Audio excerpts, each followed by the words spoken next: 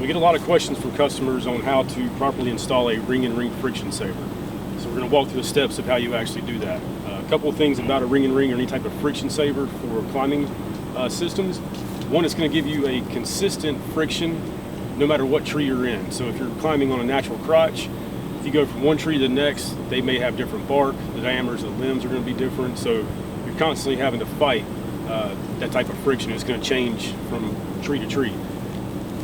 Another really good thing about a friction saver is that it's going to minimize the impact of climbing on the tree as well as your rope. So instead of having to pass over bark, get that dirt and grime inside of your rope and your climbing gear, you're going to bypass that with setting up a false crotch. So again, this is a ring-in-ring friction saver. So what we've done here is we've isolated our throw line like you normally would for any type of moving rope system. Again, you want that isolated. You can't have some huge branch coming out here because you need that system isolated. So here's an adjustable friction saver, ring-in-ring friction saver. So we're going to lay this on the ground. All right, and you'll notice that there's actually a small ring and a large ring, and this is what's crucial to making this whole system work. And you don't want to get these mixed up. So the way I've found easiest to keep from mixing these up is the small ring. I'm going to use the side of the throw line with my throw weight. All right, so we're going to lay this on the ground. Okay, and the small ring, I'm going to untie my throw weight, and I'm going to pass my throw line through the top of the small ring. And I'm going to reattach the throw weight.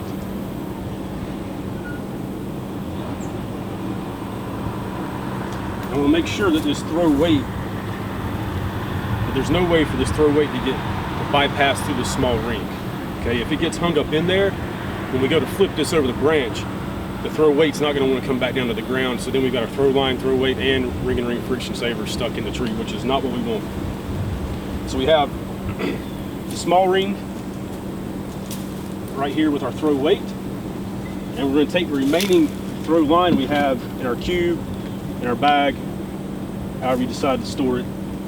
All right, and we're going to pass it through the top of the large ring. Okay, and we're going to flake that through until we start to see the throw weight being pulled up by the throw line and catching the small ring. All right, so as we start to pull the throw line through the large ring, it's going to allow the throw weight to actually catch on the small ring and begin to lift this ring-in-ring friction saver up. So you notice how we've adjusted this to fit the size of the branch. This tail may or may not want to fling over, but if it doesn't, it's okay. So we'll begin to lift this up. As we get closer towards our tie-in point, we want to be able to give it a good tug so that it throws everything over properly. Okay, and so now you can see where we have both of these rings have met. Okay, and our throw weight is free, so we're gonna basically just let that back down to the ground. Okay, and again, keeping with the throw weight side, we'll take our climbing line, and if you have a spliced eye, you can tie a clove hitch onto the eye with your throw line. A couple different ways to do that. You can do just a simple clove hitch, a couple half hitches.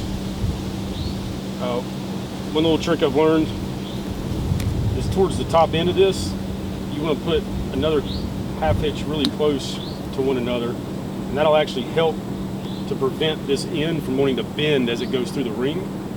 All right, so again, this was on our throw weight side. All right, so this end of this rope is going to go through the small ring first, then through the large ring. Okay, as we go up, we'll pop that through, we'll pull this on down. Okay, and as you can see, I'm not putting my rope up against a tree, so I'm not going to harm the tree in any way. The rope's not forced to take on that bark and the dirt and the grime from climbing around and moving the rope over that branch. All right, so it's just a couple of extra minutes to install one of these. All right, so To retrieve it, you can use a retrieval link. If you have a spliced eye, you can simply just attach one of the retrieval balls, retrieval links into that eye. If you decide to use it on a non-spliced rope, just make sure that it's on there tight enough so that as you start to pass that through the device, it doesn't pull off the end of the rope. So here we basically just tied a simple overhand knot, all right? And as we pull this up and through, if it's a larger half-inch rope, you may have to kind of finagle it and flick it a little bit to get it to come on through, but what you'll actually see happening here is as this rope passes through the large ring, it's catching on the small ring. And as we begin to continue to pull, we're going to flip that large ring up and over the branch that we were tied into, okay, and we retrieve that from the ground. So the benefits of a ring and ring friction saver, again, it's a simple install from the ground. We can retrieve it from the ground.